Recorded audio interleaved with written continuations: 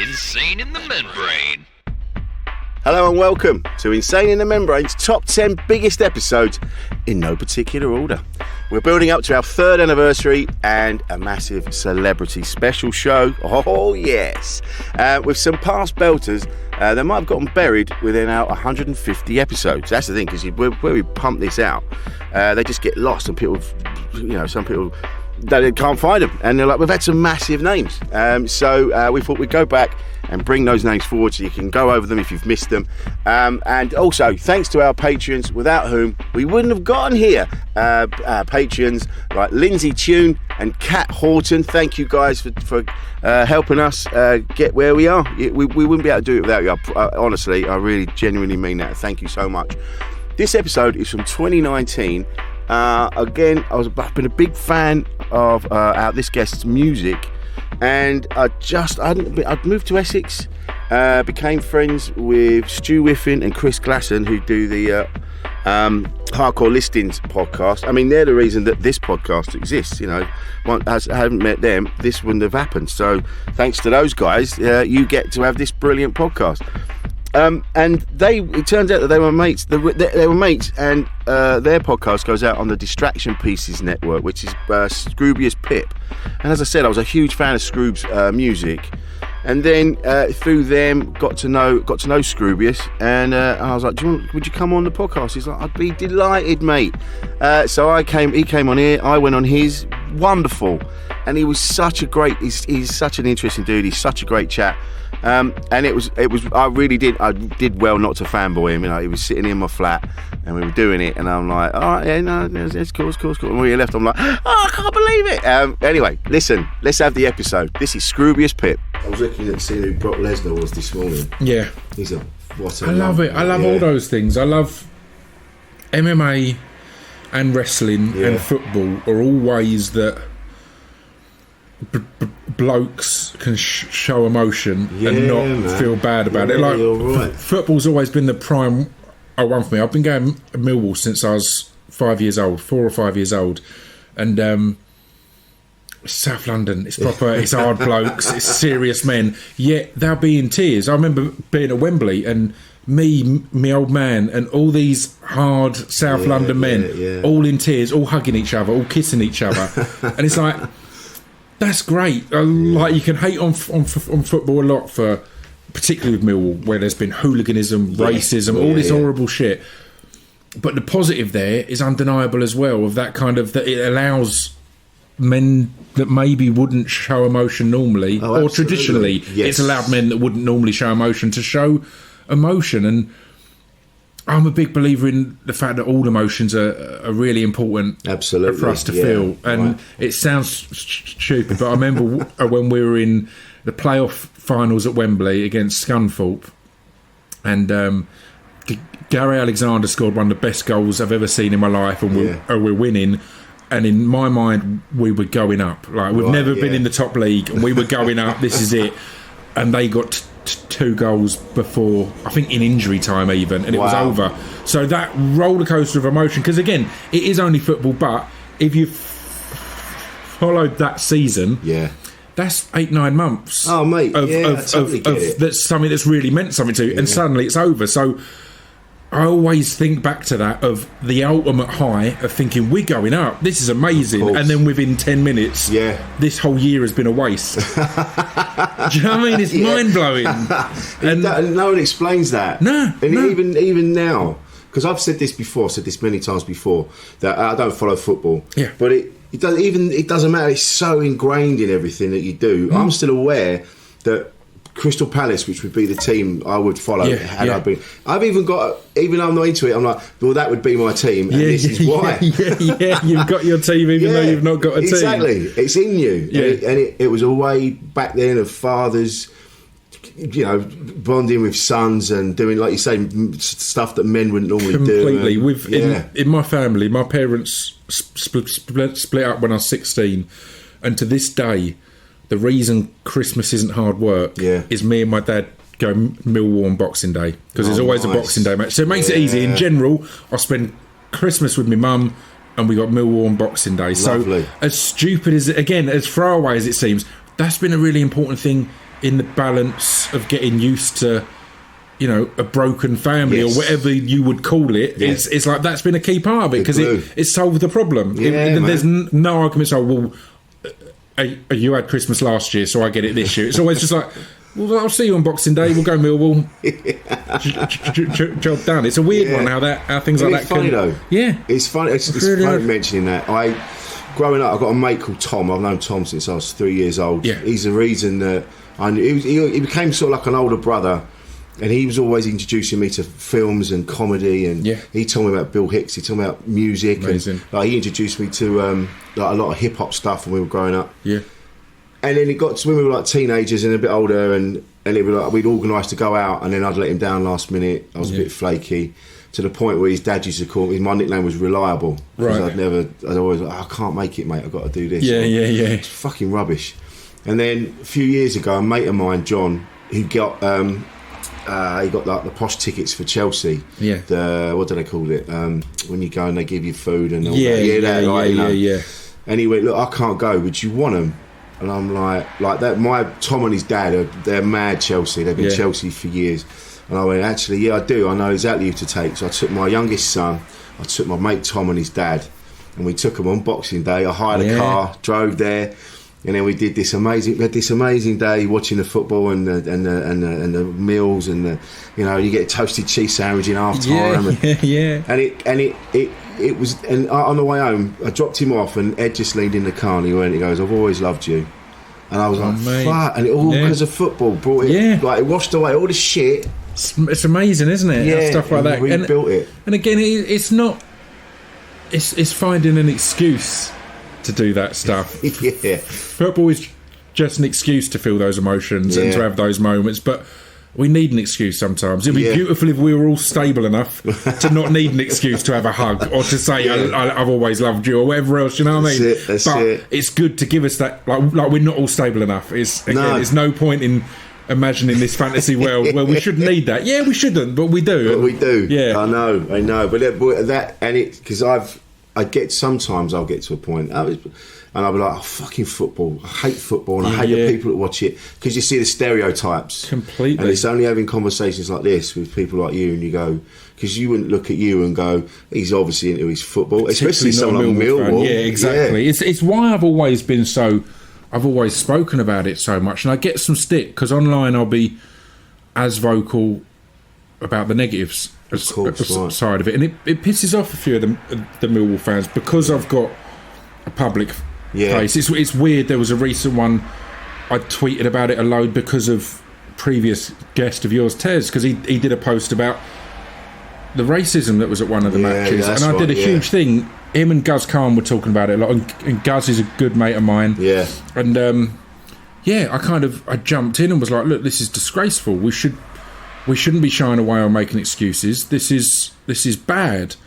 And I had a few people come out and like a few Millwall fans like get really angry, and I had to point out, because like one guy had tweeted me just saying it's weird how you only talk about the negative, or you only pop up when it's the negative side. And I had to point out, I did a thing on the BBC about how Millwall were the first team to complete all the levels of the kick racism out of football programme. Yeah. And again, I will also highlight, it's probably because we needed it the most. But it's good that we were doing that as a club. I've been going on Soccer AM and all these things for years to talk about the positive side of Millwall, but that means you also have to address the problem a lot of football clubs have, or fans have, is getting blinded by that place that they go and have their emotion. It can do no wrong, and they'll all talk about hatchet jobs in the press and stuff like that, and there is tons of that.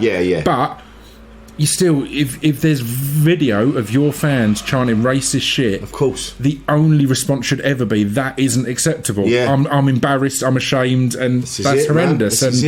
It's being able to speak up on that and not feel that you're doing anyone a disservice other than those scumbags. Exactly. That's all you're talking about. It's like when people, like when there's any kind of big feminist thing and you have blokes come out going, well, not all men and all that kind of thing. It's like, well, unless you are one of the scumbags, you shouldn't be offended by this. I don't see stuff about having a go at some of the disgraceful way men act and feel it's attacking me because I'm not that guy. Exactly, I've said that same thing. Yes. It's ridiculous, but it can be that kind of that if you're getting defensive, then maybe have a little look at yourself and go, right, why am I feeling defensive on this? Yeah. Well, things with Millwall as well is like, you know, their chant was, no one likes us, we don't care, and that's all anyone knows. So it's a problem, man. It's and again, it's ingrained. The slogan or the motto of my label, of my record label, is we may not be for you, and that's fine. And that's clearly come from no one likes us, we don't care. It's a toned version of that. It's a rewritten thing of that. Yeah, again, it's a negative thing. It can make you go, whatever. We are who we are. It's like, no, we should still. Yeah.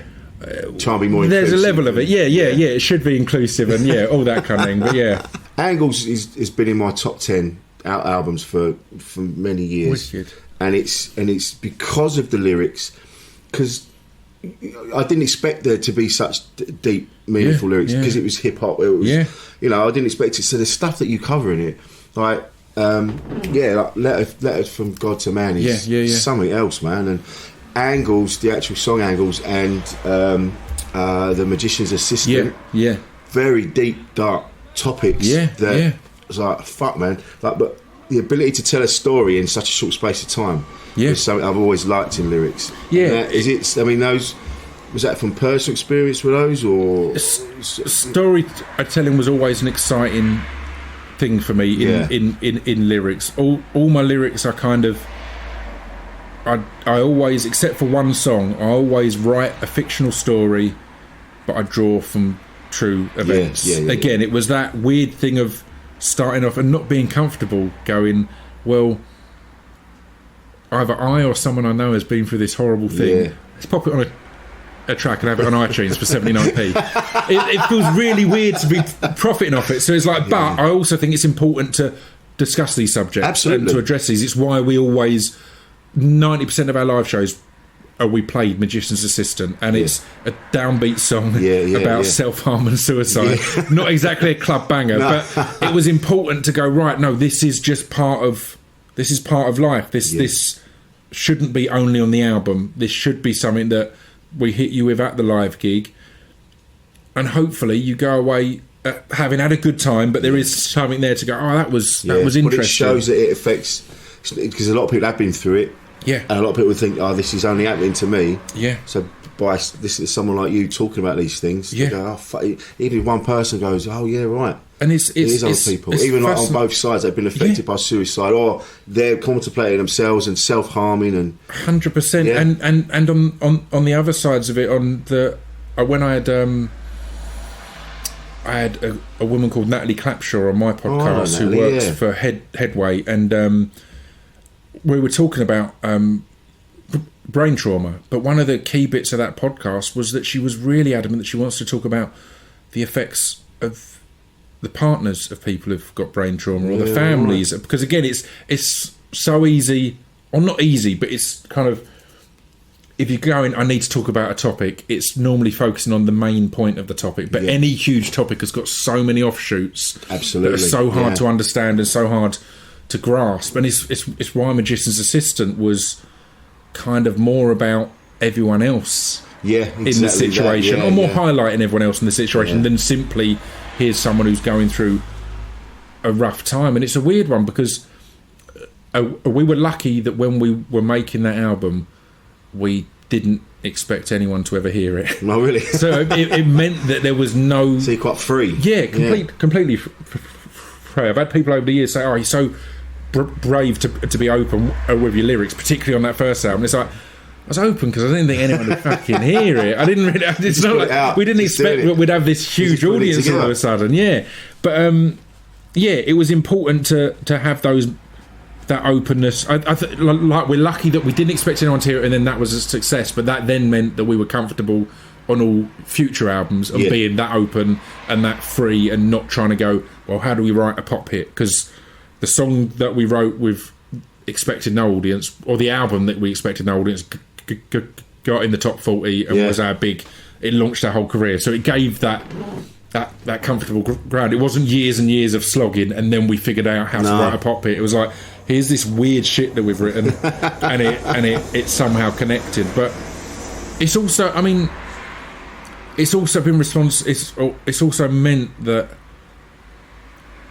I've had to make sure I'm really conscious and vigilant as an artist, as someone on social media, because it was in the dawn of social media blowing up as well, and accessibility. So to have a song like Magician's Assistant, which admittedly it's an album track, but it was one that if you connect to it probably in a pretty deep and heavy way. Yeah. So it meant that I've always been really vigilant on my socials, on my DMs, on my emails and things like that. Because I hear from people who are going through some tough times and have done from like that start point to like the last week or two. I'll still have people that are like, hit me up about that song or about these heavy things, and it's a weird one. It's important to be vigilant on it, but it's also, I've known from day one, it's important to be clear. I'm just some twat with a microphone. I can't actually help. Yeah, exactly. I can't actually solve the problems here. There are experts. There are people like Samaritans and Calm and all people who I've worked with for years. So that's always been my thing, to keep an eye on being there for people if they need me, but equally making it clear I'm not the guy for you to depend on. Because although how social media is and how albums are, we don't know each other. No. And it might seem like that on socials. It's really weird. I had Johan Harry on my podcast recently, and he's done a lot of studying into depression, into mental health, and into the possible causes and solutions. And when we were discussing it, we kind of had a breakthrough, because he highlighted that one of the known main causes of mental health issues is loneliness. And one of the biggest problems with addressing mental health is awareness, is knowing that you need help, knowing that you're going through something. And it was kind of in the podcast that I put forward, I think social media, everyone talks about how it's damaging us, because it is, but I think it's damaging us more than we realise, because social media has isolated us far more than ever before, but we've got access to more people than ever before. So I think it's given us loneliness, but hiding it. It's not making us aware of it. So we're not realising how lonely we are. No. We can go weeks without actually talking to our mates properly. But because we're on Facebook and we're looking, we feel we're having that connection, and we're not. And this is it. I think that's really damaging, and I think that's why, I don't know if there's a rise in mental health issues. I hope that it's just there's a rise in awareness and a rise in being able to talk about it. But I think social media is having a potentially negative impact on that, because regardless of connection to celebrities or people who've written songs, connection to our mates, we might not be checking in as much as we would. So true. And when we do meet up, we're not going to be as, what have you been up to? Because you know what they've shared, and that's important as well. All we really know is what people are putting out there. There's so much below the surface that we don't know. But I think it gives us a false sense of security, a false sense of socialising. Oh God, that absolutely, isn't real, and I think that can be really damaging and a worrying thing in this day and age. What I've got two sons. They're 21 and 27. Yeah. And what gave me hope is that they're actually coming away from social media. A lot of young people are going, it's all bollocks. It's all bullshit. We need to be going out, and so now I've noticed this in comedy clubs. Comedy clubs are getting busier again. Going to see bands. A lot of people are going to see bands now. I know a lot of bands going on tour because they can't make any money from recorded stuff. Yeah. But more people are going to see bands, completely. and that gives me hope, because social media is like with Jade. Like Jade and I we've had arguments. I'm like, we've just been on this all day, but we've been sat with each other. What are we doing? I really get annoyed because I can't remember if I've ranted about this anywhere else, but I'll go into it now. Right. It's always tough with podcasts and stuff, because it's like, I'm not the most social person, so either I've ranted about it on a recorded podcast, or me and Whiffin have been moaning on the train somewhere. Other than that, I don't know which conversations are recorded and which aren't. But I saw a thing a while ago, and it was just a little clickbait thing, and it was saying like ways to tell if your partner's cheating on you, and one of the main ones was if their phone's always face down. Yeah. Now, when I'm with my a missus, I make a conscious effort to have my phone face down or in my pocket because I want to be paying her attention. It's the same with when I'm with my old man. It's like if I'm going around with Dad's, I only see him once a week or so for an hour or two at a time. I'll try and have my phone face down. Any situation where it's different, like I always know if I'm watching sports or something like that, it's good to be looking at what Twitter's saying and stuff like that. So I'll be with mates, but all of us like, oh, have you seen what this person posted? Oh shit. But in general, I'll try and do that now, and it's sad that kind of thing is then seen as cheat, or is now put as you've got something to. I was talking to my brother about it, and he was saying he had his phone down in the pub the other day, and they were like, oh, you're keeping a secret from us. It's like, no, I'm with other humans. I want to interact, and I know, again, I'm addicted to this thing that's in my pocket. I know that if it starts bleeping, I'll be distracted, whoever I'm with. So I'd rather have it face down or in my pocket, so that I can actually engage and share that moment and share that time. Last night we did a gig, and then afterwards we were sat round. It was Jade, myself, Elf Lyons, and Ollie Rice, and who do the gig. And we sit there, and I could feel my phone buzzing in my pocket. Yeah. And I'm like, and I got excited. I'm like, that's to give me something to look at later on. Yeah, and that's ridiculous. It's mad, absolutely ridiculous. We are just slaves to it, and we really are. Yeah, and you know, I've had times where I've gone out and I've forgotten my phone. Yeah. And I've left it on the side, and I'm like, I don't even care. Yeah. I'm out, and I'm like, there's a moment I go, shit. I'm like, well, I'm meeting the people I'm meeting. I thought that's already dealt with. I don't need it for anything else. Yeah. I'll catch up with them later. Or does it matter? Yeah, it doesn't matter. It's a mad one. I completely agree. I think it's a weird thing that we're addicted to, and we're all old enough to remember how it was before that. I was listening to the Being Nobody podcast recently, which is a girl called Alex Simwise, and she was she's kind of writing her memoirs and using a podcast to remember everything and log it and then write from that.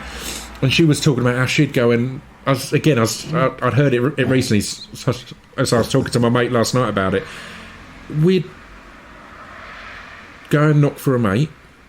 We probably wouldn't ring ahead because we didn't want to speak to their parents. Exactly. We'd knock for a mate. If they're in, we'd go and walk up the park and see if anyone was there. If they weren't, we'd walk onto the shops and see if anyone's there. And if they weren't, we'd walk onto the wreck.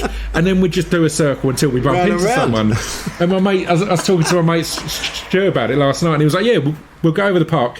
If it's the daylight, we'd have a look around and see if anyone was there. If it's dark, we'd shout oi oi, and if anyone shouted oi oi back, we'd know they're there. And I was like, that's so good, that's so much better. Like, it's so easy to forget those things, but that's what it'd be. It'd be dark, you just go and literally shout something, see if anyone's there. All right, they're over in the corner of the park. That's exactly what we used to do, and it was amazing. And it's so mad to think now that you'd walk round for an hour or so to see if anyone's about. Imagine that now. If you arrange to meet and they're 5 minutes late, you're like, well, I may as well go home. Let's cancel this. They're not here. It's like, but then you would you'd stroll about. Yeah, and there was always someone around. Yeah, and you just you'd just look for people. You'd go and find people. Imagine that now. Imagine going anywhere on the off chance that you're just going to have to come home again. That's unimaginable. No one would take that risk. Waste of time. Unless I know my friends are there, I am not going. I'm not leaving the house. It's mad to think of, right? Mate. I remember, the telephone boxes, and this is only very recently. This was like year 2000. I didn't even have a mobile phone then. I was like one of the last people, so I didn't see the point of having it. And there was a girl that I really liked, and then I was trying to get hold of her, and then I was driving around trying to find a phone box with me 20p, and trying to, and then go, she's not in. Oh, fucking in. Around that exact time, I was seeing a girl, and she'd just got her first. She'd got her own flat. She'd fallen out of her parents. It was all a bit rushed. She'd been given a council flat. She didn't have a phone in there, and I only had my home phone at my mum's. So each night, I'd ring the phone box, which was down the road at 7 o'clock, and she'd generally try and be there, because again, she didn't have 20p to ring me. She might drop call me and then I'd ring back, but in general I'd just be like, I'll ring the phone box at 7 o'clock, and if she doesn't answer, it's like, I'll try again tomorrow. Do you know what I mean? It's literally like there's no. There's no other way of chasing up on that. Unless I drive round there. I think, all right.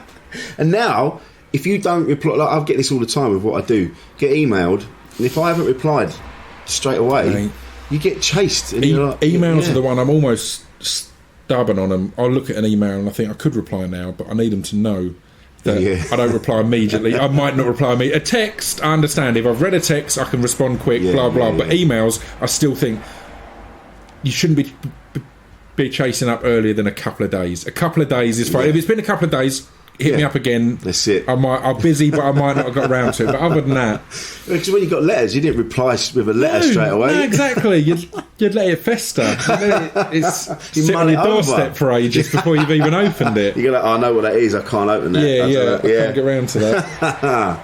But it's nice that, like you said at the beginning, it's nice that you recognise that that a lot of men use a lot of things. Like use certain things to open themselves up, and they feel comfortable putting it in that space. Yeah, that a lot of us haven't got that now. Like we haven't got the football. We haven't got you've got the wrestling. Yeah. Which is, I mean, what I have with a lot of friends is music. Yeah, it's all because I collect vinyl. So there's a lot of that now. And it's finding the right thing, right? It's weird. The first time I came around here and chatted with Jade in your living room. I was saying that this area is important to me. It means a lot. Like I went to school up the road, but to this day, a couple of times a week, particularly if I've got reading. Actually, I'm trying to read a lot more at the moment. I struggle to read at home, and there's a point up the road here that I come and I'll walk along a bit, listen to a podcast. I'll sit down and read. I'll walk a bit. I'll sit down and read. And it's really good for my mental health because it's getting me out of the house. It's getting me reading. While I'm reading, I'm regularly interrupted by dogs. I fucking love dogs. So it's my spot where I'm like, it's where they all walk. So it's like, I know where it is. So I'm always going to have some interruptions. And it's weird because I've been doing that for a while. And I hit a mate of mine up and he was like, are you about? And I was like, not really. Again, I'm not a very social person, so my default is always I am always busy as well. So it's always I'm busy. And he was like, he sent a message and he said he's going through some stuff. And I had to think, and I was like, exactly that. I was like, well, we're not pub blokes anymore. No. Me and him aren't going to want to go and sit and have a pint, and particularly in our areas, you know where I'm from and all that kind of thing. There's not the nicest of pubs. It's a bit rough. So I said to him, do you want to, I'll pick you up and we'll go for a walk. Yeah. Which seems really odd to grown men. Man. And we went down, I parked up at Lee Station, at Chalkwell Station, and we walked from Chalkwell pretty much all the way into Southend, I think. Brilliant. And walked back again. And we just talked. And it was amazing. We were walking along, so we didn't have the pressure of looking each other in the eye and having a deep conversation. That's always, what's going on? What's the trouble? It meant that we could walk along, have a look out at the sea, have a look out at the sky, get distracted by dogs. Not feel anyone's listening in because we're not at a table in a pub. No. Just walking along. And it was great. And we had a real, literally just met up and we walked for about an hour to 2 hours. Brilliant. And then I dropped him home. Amazing. But it wouldn't have happened otherwise. And in a pub, it would have been awkward. So it was that thing that I think a lot of my mates, or even me at a time, I wouldn't have been comfortable suggesting something like that. No. But it's finding the thing that you're comfortable with, rather than saying, oh no, let's leave it, because you don't want to go and sit in the pub. You don't want to do that. Go, well, what do you want to do? Let's make that work. Well, Marcus Bourbon and I did that. Yeah. Another comic lives around the corner, and he's got a dog. Yeah. He's just texted me just now, actually, just saying, like, you ran later. And we walked the dog. Yeah. And we exactly where you've just said. Yeah, all the way up, walk all the way back, and then we talk about everything. We talk about shit I've got going on, and then shit he's got going on, and moaning about people in the industry, and, you know, just... and he's getting it all out. He's get it all out, and then we take the piss out of each other, but it's a wonderful time. It's really just important, to walk along. And again, it's funny you say that about not looking at each other, because there's Michael Smiley, you know, the Irish actor. I love Smiley. Oh, mate, he's my absolute hero. I love him. And I remember having some trouble with my youngest son. I said, I don't know how to talk to him. I said, every time I see my youngest son, we just clash, and we just want to throttle each other. He said, why don't you take him out? Why don't you take him out and go fishing, or go to a pond and throw stones in it? Yeah. And he said that. It's because you're just doing something else that will take your mind off it. Yeah. And it's not works. the pressure of being eye to eye, face to face. We've got a big discussion to have. Exactly. And it worked. Yeah. It absolutely worked. We went out. He lives in Gravesend in Kent. So I picked him up, and it was frosty as it was back then. You're in the car. He's giving me two words every fucking 5 minutes. Yeah. So we got some sausage and chips, and we just sat by the river. And we're eating chips, we're throwing them at the seagulls, and it was amazing. Yeah, and it worked. It's perfect. And I think that's what, if men can recognise that, you don't have to go to the pub, you don't have to go and do a manly sort of thing. That's it. There's so many things that are set down. That's where it happens. A pub is either where you're being lads or you're having a serious chat or whatever else. It's like so much of society is moving away from pubs and that now, and I think that's a good thing. I hardly a drink at all these days. Yeah. I'm not against. A drinking, but again, I like that it no longer has to be the default. Again, growing up in these areas, it's the default. Yeah, that's all. You're not drinking because you like a drink. You're drinking because that's what you do. It's the weekend. Yeah. Why wouldn't you be drinking? So I like that those things are changing, but it potentially removes an arena of conversation, and it's nice to kind of go, well, oh, what are the other ones? Where can we go? As said, go and sit by a lake. I'm a big fan of being near water. Water for me the same. For thinking or reading or whatever else. Me and my old sound man, James, on all of our tours, you tour all Europe and America and all this, and you never get to go and see anything. Yes. So we made a point after a while of going, well, we've toured loads, we've done a few years of touring, and all we see is hotel rooms. So every city we'd get to, me and James would find at least an hour to go and find some water. Nice. And it'd either be a river, the beach, a lake, a reservoir, anything. Just find the water, and it'll be nice. And we'd do that in every city all around Europe. And it made the tour, because it meant you're walking around, and again, you are having those moments of chatting that aren't in the back of a tour van where everyone's taking the piss and having banter and whatever else. It's like we'll just go for a stroll and have a chat, and it really we did keeps you sane in those situations. God, yeah. I heartily recommend going and sitting by any body of water. Completely. I mean, this is why I live in here, right? I get up in the morning and you're like, this is incredible. Yeah. You know, I did a double act with a guy called Eddie a couple of years ago, and we'd taken it to Australia. We did Melbourne. It wasn't quite connecting. We hadn't had a lot of chance to get together beforehand. Yeah. So we didn't know what we were doing, and it wasn't really working, and we were getting really annoyed and frustrated. And then we went from there to New Zealand, and I remember we got to Auckland. I've never been there before, and we were wandering down we walked down to the water's edge, and we were just sat there, and we're like, right, we've really got to make this work, man. And we just sat on this bench, and it just came flooding out. We're like, why don't we do this? Oh, fuck yeah, why don't we do that?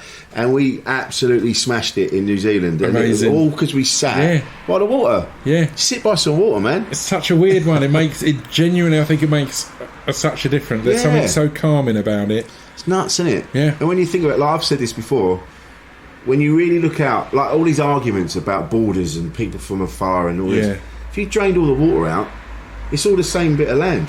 That is literally just a thing that's in between us, but there's just something romantic about it, and calming, and I fucking love it. No, I couldn't agree more. It's so nice, and I think we're lucky. It's one of the good things about being this weird little island that we are, is that you're never too far from some water. Exactly, man. You're always going to be able to find something, and that's it's not too far away. No, What about growing up? Because you started poetry, spoken word. Yeah. Now, I didn't know a lot about. Now, growing up, if you said the word poet or poem, straight away I'd shut down and go, no, that's bollocks. Mate, same. Yeah, 100%. Growing up in your area, we did a festival at Chalkwell Park. And me and Dan Lassac, and we were one of the headliners, and we had another festival booked that day, so we did 2 festivals in one day. But the reason we accepted it was I was like, I need to get on a stage within shouting distance of my old school, because at that school my English teacher warned my mate Martin from hanging out with me and Mark. She said he could do better. like in general it wasn't, and I wanted to get out there and go, I've had books published and stuff now. I've done. I'm a poet, supposedly. That's it. It's like, there you go, Mrs. Taylor.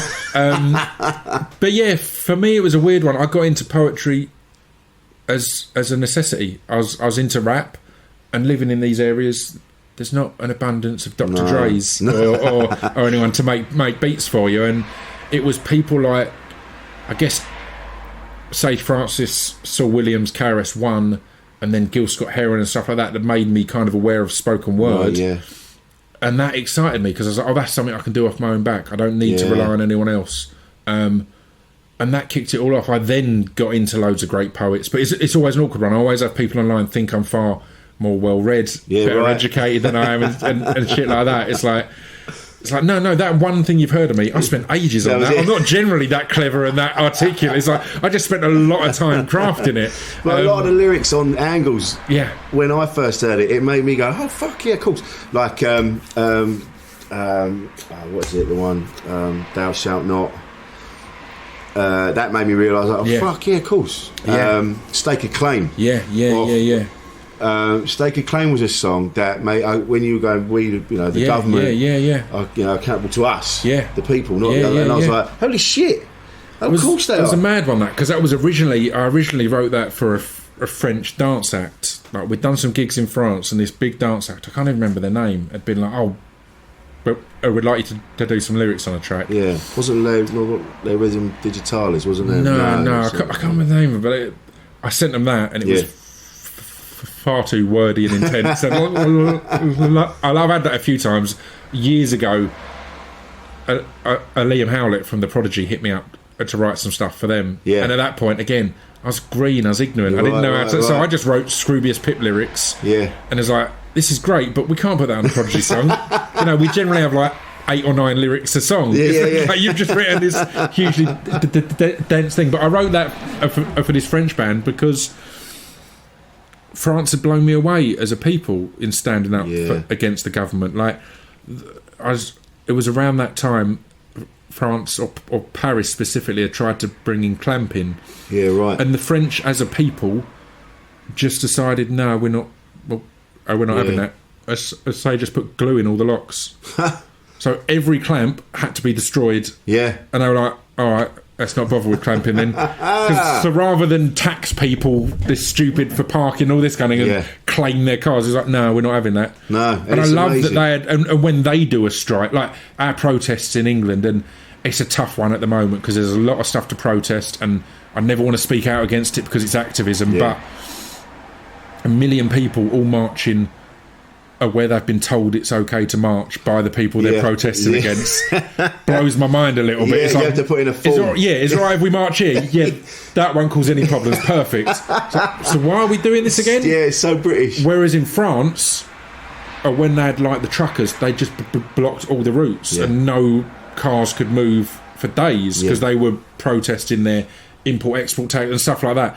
And they genuinely seem to go, no, if we're not happy with something, then we will bring this country to a standstill. Whereas England seems to go, if we're not happy, we will make sure it's okay to protest here, and then we will really post some hilarious placards on social media, and that'll really teach them.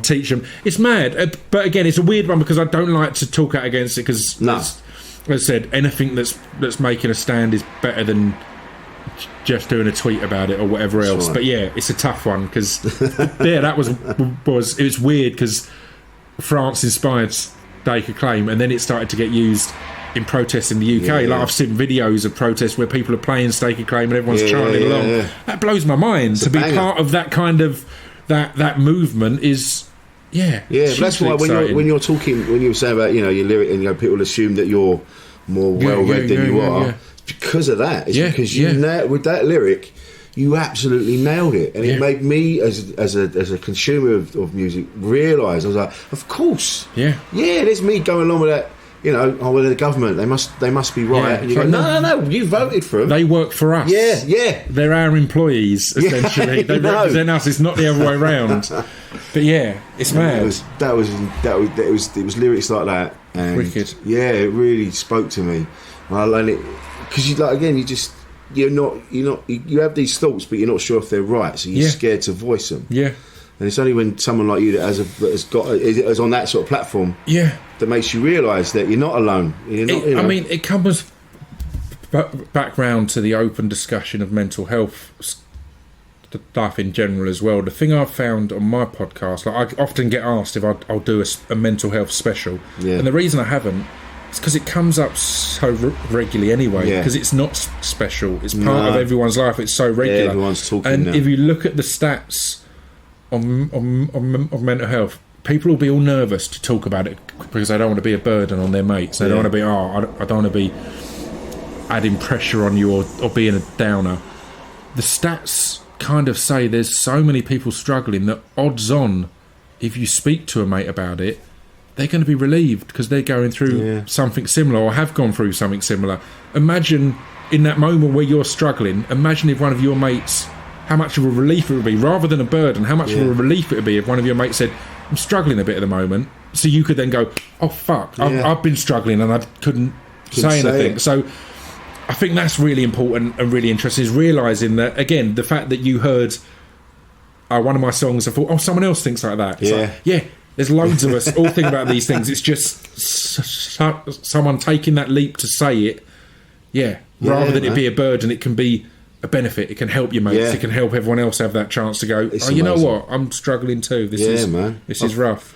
Moving to Essex as well, I've found has been incredible. And I know, because Essex gets a bad rap, and I've said this before, I know, you know, it was always synonymous with the Essex oi and the, you know, jazz funks. You had the Cortinas and you had the Capris and the White Socks and all that, all the lads. But since we've moved here and meeting interesting people, like meeting Stu Whiffin, and then that has opened the doors to meeting all these other incredible people. It's the best thing I ever did, just coming out of London, which now I see it as quite insular. Coming out and go, fuck, the world isn't about London. London's fucked, to be honest. In my, you know, there's still some good stuff going on, but at the moment it's a building site and it's all fucked. But coming out, you go, oh no, there's interesting people here. And I see Essex in a completely different light now. And meeting someone like 76. And I haven't even met him yet. But we've spoken online. He's been to see Jade's shows with his missus. And now I got a message from him the other day going, how you doing? Are you alright? I'm just seeing if you're alright. I'm like, fuck yeah. No, I'm cool, man. How are you? And we had this chat. It's tough, isn't it? Having that kind of, and again, it's a mad one, because I kind of had similar the first time I started touring, that you kind of realise how big the UK is and how varied it is and how beautiful it is and how it's not just all about that bit. Again, growing up in Essex, you're almost more blind to the wonders of Essex because the focus is you're near enough to London, of course. So you need to get in there. Oh, what's going on in London? What's going on over there? Like, you're not looking around and going, oh, it's all right here. You're going, what's that over there? This golden jewels. What they're building. What's that? and that was mad touring, because you get to go about and go again. You think of the grim north. And then you go up there and there's rolling hills and it's beautiful and huge lakes and some of the most beautiful stuff you'd see anywhere in the world. You're like, all right, I'd always thought of Manchester. Like, Manchester's the best example for me, because you've got this amazing city, but then literally 20 minutes drive and you're in valleys. It's like, that's heavenly. I love Manchester. It's mad.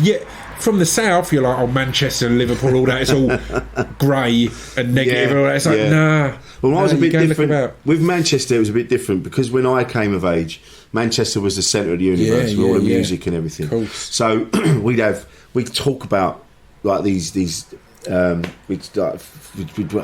fantasise about getting enough money together, getting in the car, go to the Hacienda. I'm glad I didn't. Now I hear about what we used to go down. But we used to. So Manchester became this incredible like palace. I was like Superman's house. You know, I was like, I want to go and see it. And now doing comedy, I've been there and I love it. It's one of my favourite cities. And that's one of the things as well. Doing what I'm doing, like you did. You going on tour. And you toured around Didn't you tour around in a Toyota or something? I did. When you first. My first tours were all. I bought a 1987 Toyota Space Cruiser. And just lived in it for a bit and just toured about, just going from place to place. With Chris from Hardcore Listing as well. Of course, because your mate's from from way back. So me and him just got in his van. He'd just started Redshift, which is him and Stu's company now, but it was just his at the time. And he was like, I want to tour about and try and find shops to sell my caps in and just have a look at what's going on. And I was like, I'm doing music. So we shared the double bed of my Toyota Space Cruiser back seats, and we just toured about and knocked about, just going and looking everywhere. And it was, again, there's some looking back, there's some clear mental health stuff going on there, because the fact is I performed in pretty much every major city in the UK before I ever performed locally. Yeah, right. Or in London, and it was because I could go up there and be Scroobius Pip. Yeah, I didn't have to worry. of course. I've never got the whole local band thing, because the most cringy, particularly starting off, the most horrible thing I could imagine was my mates all standing there and watching me do my thing. It's like, oh God, I've been so embarrassed and so stupid, because again, I suppose with what you're doing as well is quite personal. Your lyrics are quite personal. So to stand in front of people that know you, feel quite exposed. And it's weird, anytime you hear, particularly with spoken word and rap, and at that point there wasn't a lot of spoken word and rap in my accent. No. So the fact that I'm just speaking in the voice I speak in, that's going to be weird to my mates, because it's like, what's going on? Why is this over a beat? And why does he rhyme all of a sudden? Whereas if you've never heard it before, it's this, you're hearing it like that for the first time. If that makes sense. Yes. And there was a massive fake it until you make it thing. My theory, thought out theory, was I'd learnt all my stuff, so I knew I was tight live. I always wore a suit and a trucker cap and had a big beard, and so I know I had a look.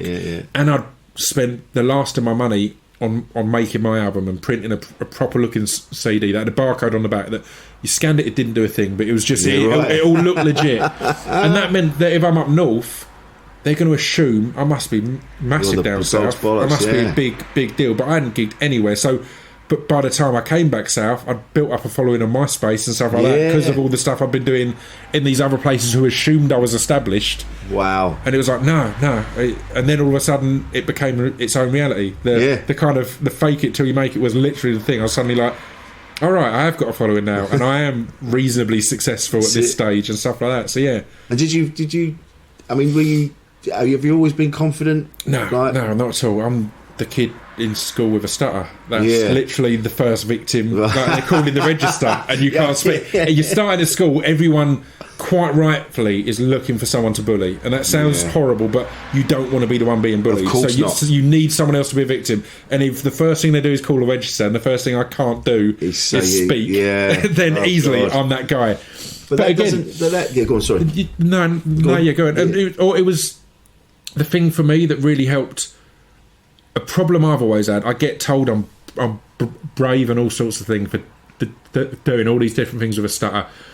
I just get overexcited and forget I've got a stutter. So I'll commit to shit and then go, oh fuck. Oh yeah, and shit. The key to the performing thing, and again I have to credit Chris from Hardcore Listing for this.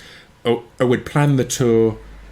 We're going to knock about, and actually as we were setting off, there was a DJ Shadow album launch in London, right? So I did a street gig in London before we went north, and I was like, we'll go there. I've got my amp, I've got my mic, I'll do a little performance because there'll be a crowd. Yeah. And we get there, and suddenly I realise what I've got to do. Yeah. So I'm like, oh fuck, I've got to actually do this. I've been planning. I've been so caught up in the writing of it, the getting tight, not thought at all about the actual thing that I was about to have to do, and it's because Chris was there, kind of going, go on then. Yeah. You know, we're here now. We've got to do it. We've quit our jobs. We're going on the roads. Like, go on then. It starts here. If you don't do this, then what we're going to do? Yeah. You know, we've got the next month or two. Shit. So it literally, I think potentially if I was on my own, it might not have happened because I could have just walked away. Of course. I could have just gone, I'll try another one later. And again, I'm sure I would have found one that I felt comfortable in. It would have worked. Yeah. But it was great that first one, I didn't have the option to walk away. No. I used to quote at the time, and it's the reason I quit my job and everything. There was a quote, I'm sure I heard it off Seinfeld or someone, but it just said, if you've got something to fall back on, then you're going to fall back. True. And at the time I liked that. It's like I'd quit everything. I was like, it had to be a success. Yeah. I had no choice. I was living in my mum's house. Right. I'd quit my job. I had nothing else. So it had to work. I didn't have an option. It wasn't, we'll give it a try and then forget it. It's like, no, it needs to work. There's not. Well, that's like what I do. I'm 47. There is no going back now. Yeah. I have to make this work. It's got to work. Yeah. But what this And I is love that. with your stutter as well. Yeah. Doesn't come out when you're doing the lyrics. And that's what's quite nice. It's been really weird. I was thinking about this literally as I was driving yesterday.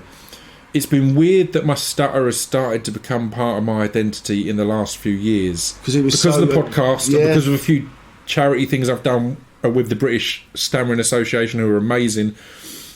But it's a weird one, because I don't like... The example I was thinking, and again, this was all going on in my head, is I remember one year on Big Brother, and there was a lad, and it was like... His identity was he's the gay lad, right? And I've never liked that. Not gays, I love gays. Yeah. but your identity is one thing. Yeah, that's what defines you. And it's like I know so many amazing gay men and women, and all sort. But that's not what they're defined by. That's just part of them. That's another part. You're never on there as the straight lad. No. So why would you be on there as the gay lads? It never made sense to me. And I was thinking, this is like, I don't want to be the stutter lad. And it's only in recent years I've had a few people, and it's always positive, doing a tweet saying like, yeah, and he's done all this even though he's got a stutter and stuff like that. And I was like, fuck off, I don't give a shit. That's irrelevant. I don't like, again, it's weird because I never like to shy away from everything. I think it's important to talk openly about mental health, about speech impediments, all that kind of thing. But it's been the first time in this last year or so that I've started to go, I don't want that to be the thing that's the defining point. And that's what's cool, that I had 10 years of a music career with people not knowing I've got stutter. I never hid it, but just people didn't know because it comes and goes. And in the songs, it's never there. It's a similar thing, whereas you were saying about throwing stones in the sea or whatever, you've got something distracting you. I think that's, if you've got a beat or whatever, you're flowing through. It's when you've not got that I think the stutter can creep in more and stuff like that. So it's a weird one, I guess. It was starting the podcast and doing the XFM, our radio show, that people started to go, I've been listening to you for 10 years. I didn't know you had. Well, that's it. I had no clue. I had no clue until meeting Stu and meeting Chris, meeting all you guys, and then getting more in, listening to you doing stuff that wasn't musical, and going, holy shit, wow, okay, so it's a new thing. And it's like, because Scroobius Pip was this character, this, you know, he's like this massive lyrics guy, and he's got a stutter, and you go, wow, man. I remember years ago when I was a kid, I saw a program about Jan and Dean, and Jan, I don't know if you ever know about that. They were like, they were sort of like the Beach Boys era, early 60s. They were that same sort of surf pop stuff, very similar to the Beach Boys. And Jan Berry was in a car crash, and it really damaged him. So he was brain damaged, and so his speech was very fucked. But then when he'd sing like a bird, and he didn't even. And so, like you say, it's that having something to focus on. It's amazing. I love again the reason I'm always open at talking about it. I said it's only been in the last year or so that it's started to annoy me a little bit. I'm like, I don't want that to be the main thing. It's funny when you were coming over. I'm like, because I make notes in my book, and I'm like, I was in my head. I'm not going to bring it up. You bring it up. That's fine. But again, I do find it all fascinating. Like I did a video about it online because I had Jess Tom on my podcast, Tourette's Hero, who's a stand-up and an actress who's got Tourette's. Wow.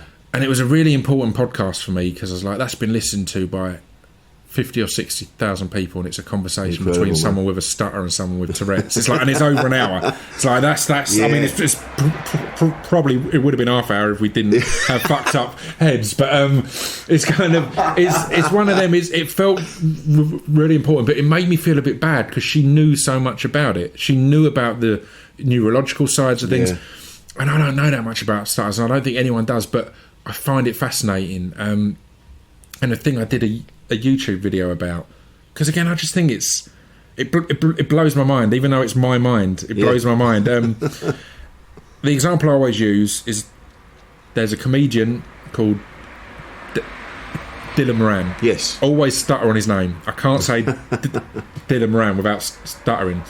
And then I got taught a technique by a bassist in a band who had a stutter of tapping out syllables on your leg, and if I do that I can say Dylan Moran. Oh yeah, Dylan Moran. If I don't do that, it's I get stuck with it. I can't help it, and that's mind blowing. Again, it's clear that's a distraction, right? It's finding you're doing something rhythmical or doing something else that is is getting you past that bit that That's for it, some yeah, reason in that- your brain it staggers you. Yeah.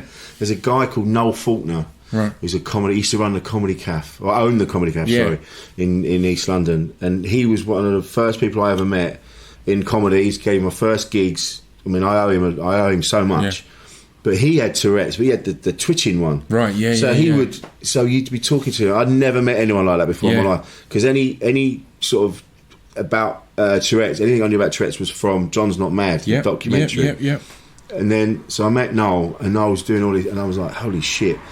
And then he did a show called Shake, Rattle and Noel, talking about his life, how he used to be a drug dealer, like he'd like properly like bringing it in and out of the countries, and because no one in a million years would think he'd be the one. He wore Cuban heels as well, so he'd be sitting just it's properly owning it. Kaiser Soze. Yeah, shit, exactly. Right? It's proper Usual Suspects. he's the guy. Never in a million would years. expect. Yeah, exactly. Didn't see it coming. I love it. And I remember talking to him one day about it, and he just said that he just had this moment because he's quite a character now, and he's always on, and he's always sharp, and but he's very honest. He hasn't because of his condition. He hasn't got any time for fucking about. Yeah. And he just said one day, he goes, the only thing people don't realise, he goes, it's exhausting. He goes, I'm constantly on the move, and it just you know, I can't handle it sometimes. It's one of the things I realised in recent years, and it's complete bro science or bro psychology that I've kind of figured out. But I think it's one of the reasons I do enjoy time on my own. Yeah. Because no matter how second nature it's become, or whenever I'm talking, I'm reining in my stutter. I'm controlling it in some way, and no matter how comfortable I am stuttering still, there's something going on that's holding it in as best I can and making these adaptations and all that kind of thing.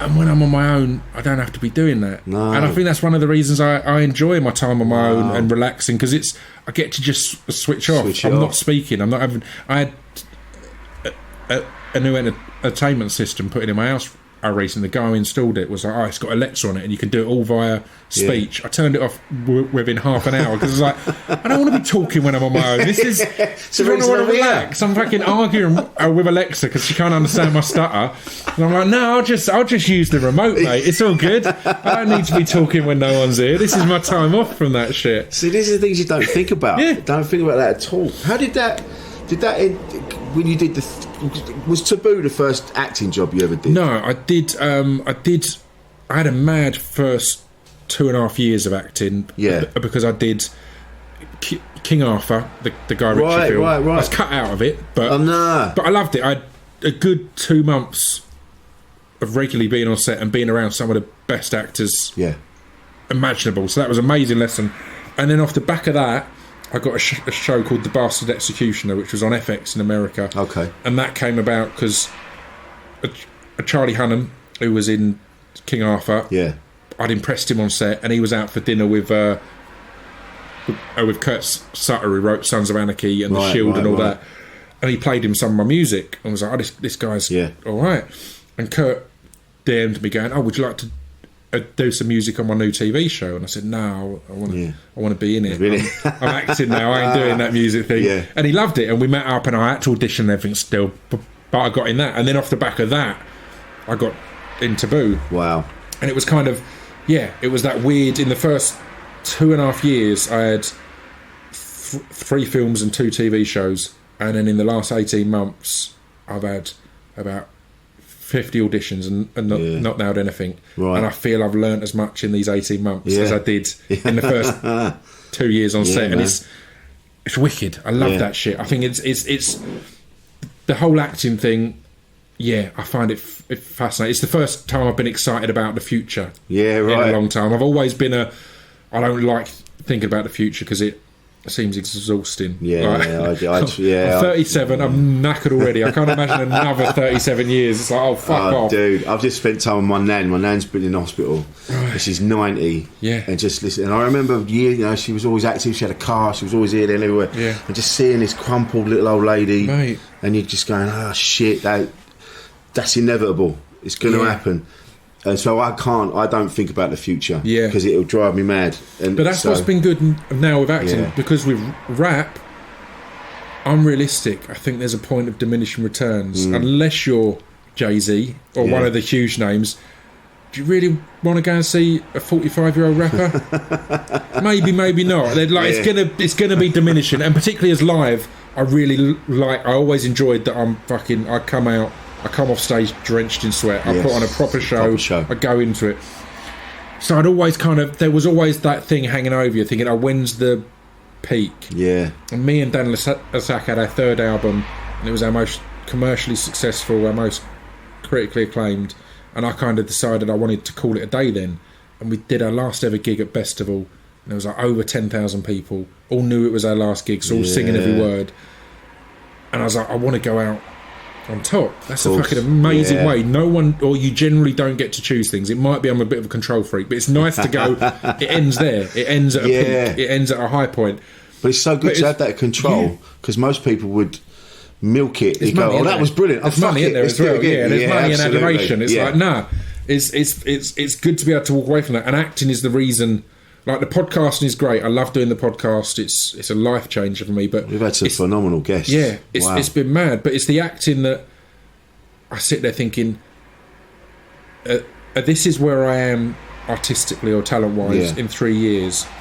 Imagine where I'm going to be in 6 years or in 10 years. Again, I've been lucky that in the first 3 years I've got to do Taboo and stuff like that, and work with Stephen Graham and Tom Hardy and these amazing people who have taken me under their wing and things like that. It's like, it's mind-blowing people to get to learn from. But again, imagine 3 more years, and then imagine 3 more years after that. That suddenly gets exciting, because I've quoted it a few times, but I saw a documentary called Old Man Crazy to Paint, and I think it's on iPlayer at the moment. I recommend it to absolutely anyone. It's about a Japanese artist called Hokusai, and he's the guy who did the big wave, the big famous wave. And on that, there's a couple of things. Hockney's on there, and he says that painting is an old man's game, because in theory you should always be improving. Right. It's a skill that you can always get better on. There's not a fit other than actual, arthritis or any of these other things. There's not a point of diminishing returns, and acting feels the same as that. But it's the kind of story of Hokusai is just amazing. He was hugely successful, and at about 60, I think it was, he was like one of the biggest artists in the world, and he decided he was shit. He didn't rate any of his work, and he was like, I've got a lot I need to improve. And he was like, by 70 I'm going to be, or I can't remember exact dates, but by 65 I'm going to be good, by 70 I'm going to be great, by 75 I'm going to be a master, and by 80 every brushstroke will be a work of art. And then he died at 75. Yeah, right. You know what I mean? And it's just beautiful to be at that point and already have that success and go, I need to get better. I need to improve myself. All this is shit. Everyone's telling me it's great, but they don't know how much better this can be. And to be striving for that still, and the beauty of never reaching it, I find that genuinely beautiful. It could be sad. I think it's beautiful. That meant he went out still reaching, still climbing, not out just chilling, going, I've done it, it's cool. And that's what excites me about acting. It feels like I'm so far off what I think I could be there. Yeah. And the journey just seems fucking exciting. Well, mate, it was so good seeing you pop up in Taboo. Mate, I think I even tweeted you. On something. I was like, mate, is there anything else? Because I don't watch a lot of television. I watch bits and bobs. Yeah. And then it was just because I love Tom Hardy, so of course we were like, well, this looks interesting. And Jade and I got really into it, and we were like, well, let's get it in. And then I remember sitting there going, that's fucking Scroobius Pip. She's like, what? That's fucking Scroobius Pip. I'm fucking telling you now. Yeah. And then I'm showing her, and then that. Mate. To see you popping up in that. The amount I had to bite my tongue on it as well, because, again, the first thing you assume is going to be just a little cameo. Yeah. And I know the character grows. There's more and more. I know I'm in the next series. It's it's a proper thing. I'm taking this seriously. But whenever you're new to an industry and you've got a profile anywhere else, people are going to assume it's a little cameo. And I was always like, people would be tweeting lovely stuff. At any time, it's like, I loved your cameo. It'd be a little bit like, It's not a fucking cameo, mate. I mean, it's not a cameo. I'm a returning character. Builds. I kill that person. And this happens. It's like, come on. But yeah, I love that stuff. I didn't see it as a cameo. I just because I haven't heard about you and put anything out. I remember seeing you. I think you must have been doing. I think I've heard you on another podcast. I think you were doing a spoken word thing in Edinburgh. Yeah. And I remember walking past you, and I'm like, "That's fucking Scroobius Pip." And we sort of like looked at each other and carried on because it was like interesting, dude. And then we carried on. So I've always been aware of you. Always been around, but I didn't know what you were doing. And then seeing you in Taboo is like, here we go. It's one of the great things about, or one of the weird. It can be a damaging thing about social media is. I remember talking to Kate Nash about this because she kind of had a bit of a rough time because just as she was smashing it she was about to be in Glow, she's doing all this amazing stuff, there was some shit article that was remember these 90s or naughty stars, and she was in there, and it's like, but it makes you realise that an example I always give is someone like Ed Sheeran, who again he came to my gigs back in the day. He's a lovely a lad, but he's huge. So say he's got 50 million followers on Instagram or Twitter or whatever it is. It's loads, but that means there's like 3, 4, 5, 6 billion people who aren't his followers. So no matter how big you are, there's always these people who aren't going to be aware. So you kind of, it's a good one to have as an example, because again, because of Thou Shalt going where it went, a lot of people only know that. So I'll do something for a TV show or something like that, and there'll be people like, fucking hell, is he's still about? He's still doing stuff. I remember Thou Shalt. It's like, mate, that wasn't even the most successful period. But again, it's being able to step away from that and remember that, you're the lead in your life. You're not the lead in anyone else's life. Everyone else is the lead in their lives, and that's what, quite rightfully, they've got to focus on. That they shouldn't be aware of what I'm doing. Or they've certainly not got a responsibility to be aware of what I'm doing. They could be following me on Facebook because of algorithms. They haven't seen a post of mine in 5 years, so they're not going to know I've got a podcast and all these different things, and that's fine. You can't get protective or defensive over that. It's easier said than done, but of course,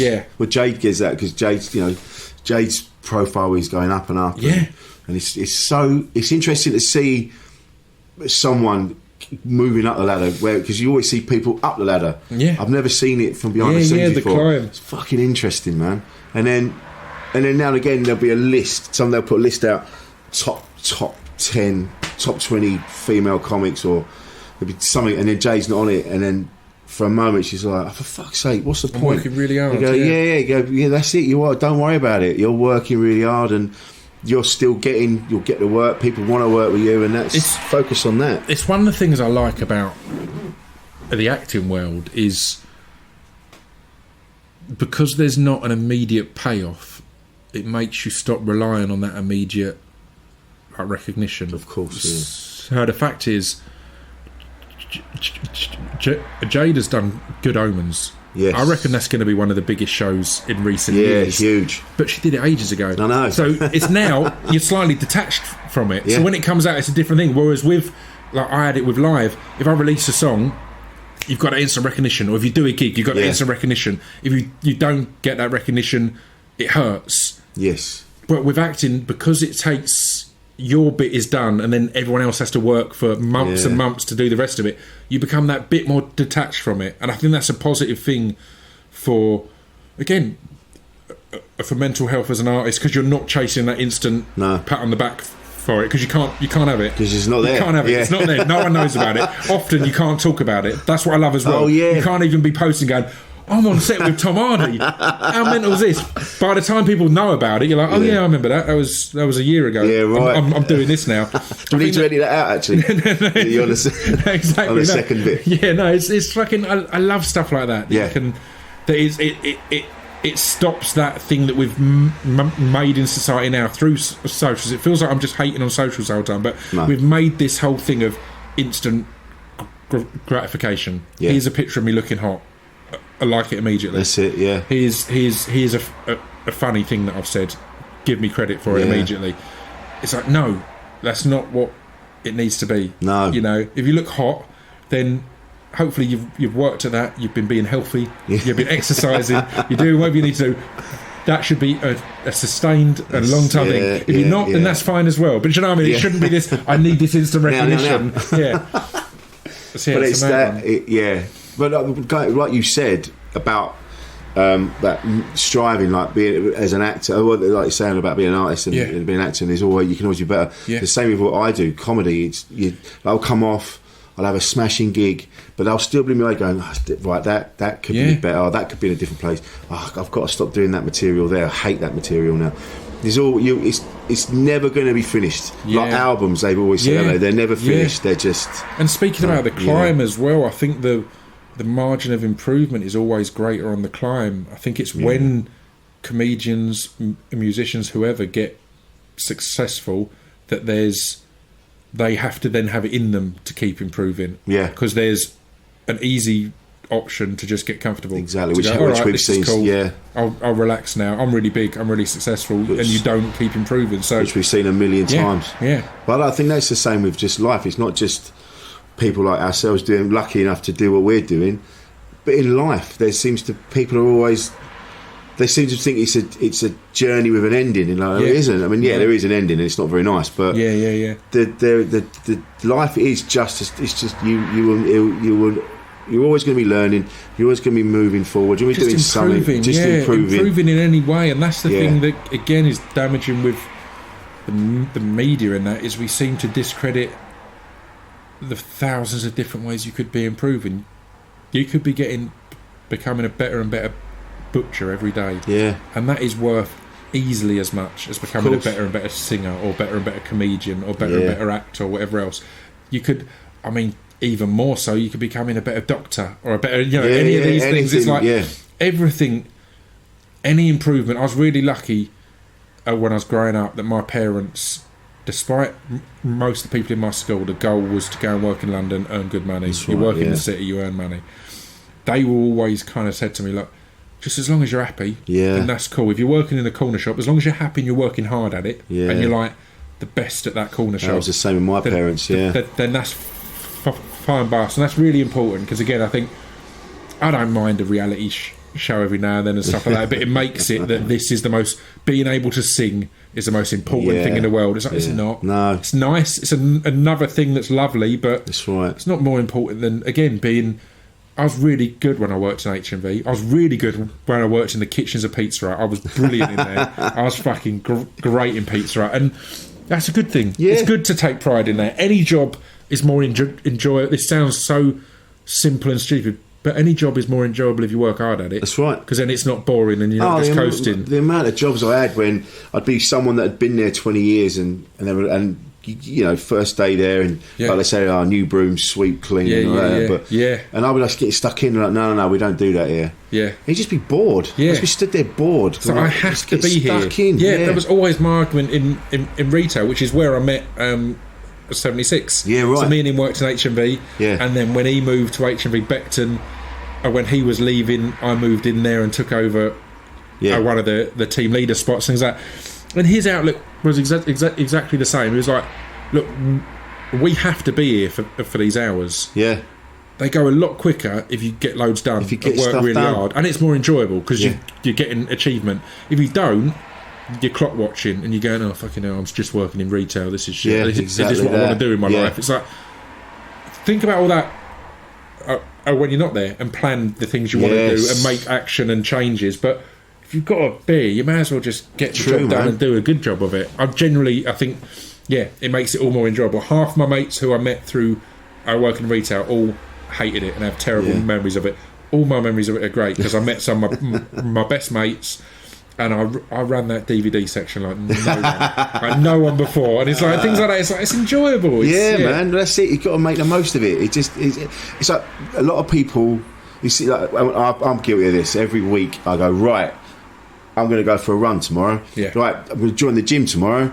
Yeah. And then I never do, and then I feel bad, and then I'm lucky. I've got wonderful people around that keep you up, keep you busy, and I'm focusing on my work. But there are other people that they seem to think that they're failing if they don't, if they're not living these lives that they see online. It's the balance of all of it. Yeah. Like I'm lucky. I was talking to Ed Scrine about this a little while ago. He's another guy that I met through the podcast, and just top lad. He seems like he's a a really dude, nice lad. Just got his head screwed on. I'm a fan of his work, but just even more a fan of him as a person. Yeah.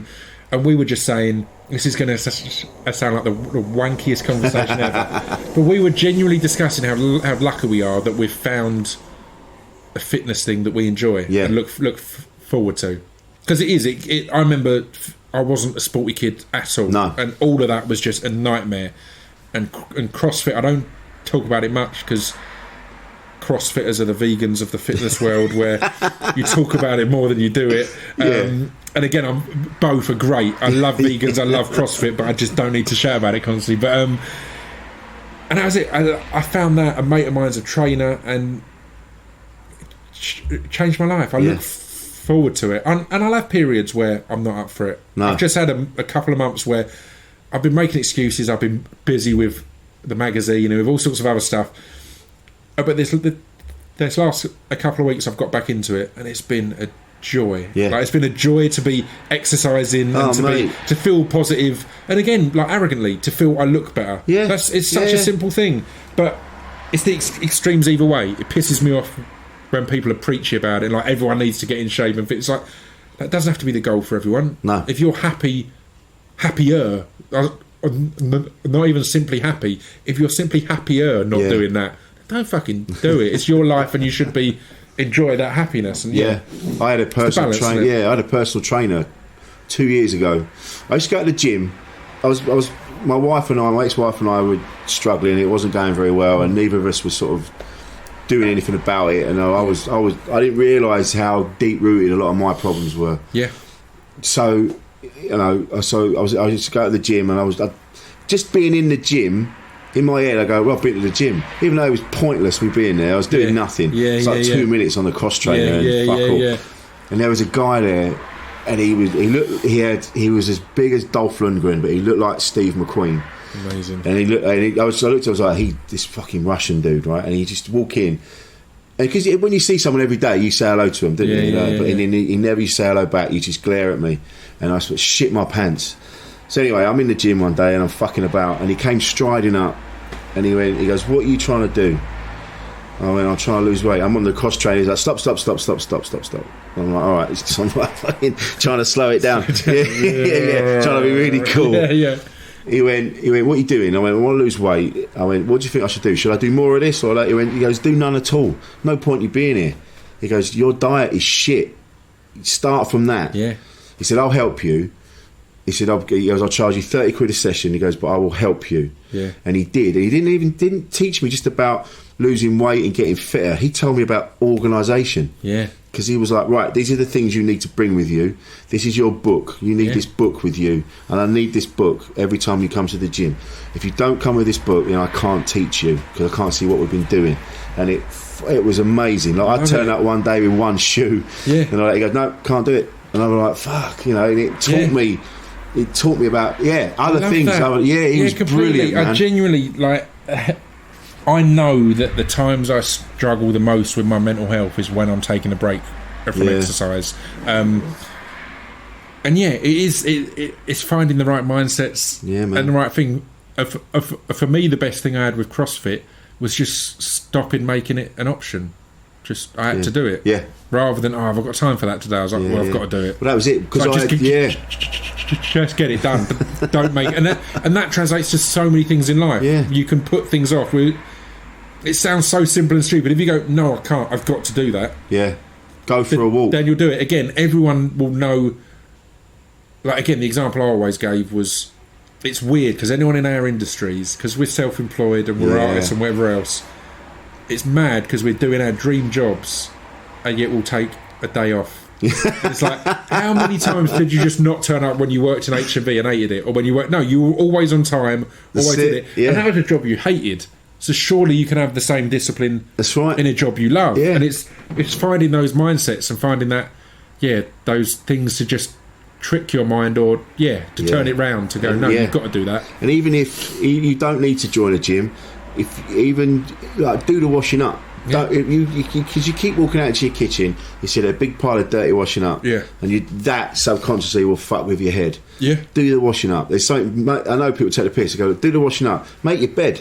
Yeah. Like, do the washing and put your clothes away. Yeah. But and if you do those little things, after a while, you'll go, oh fuck yeah, this is what I do now, and it just becomes a thing. And I've got a really good episode coming out of my podcast, and it's out in a few weeks. I don't know when this is coming out, but it's out in a few weeks, and it's with a guy called Tim Clare. Right. And he's not the biggest name I've ever had on, but he used to be on the spoken word scene with me, and he's an author, and he's kind of put together this program for productivity, for getting over procrastination, and we talk a lot about it, and we talk about mental health. It's a really good episode. But one of the simplest things he has in his system is simply what's next, right, or what do I have to do next, Yeah. rather than what do I have to do today. And it's like literally to the point of I open my laptop, right, Yeah, okay, yeah. I've opened my laptop, right, open okay. Word, okay, I've opened Word, now write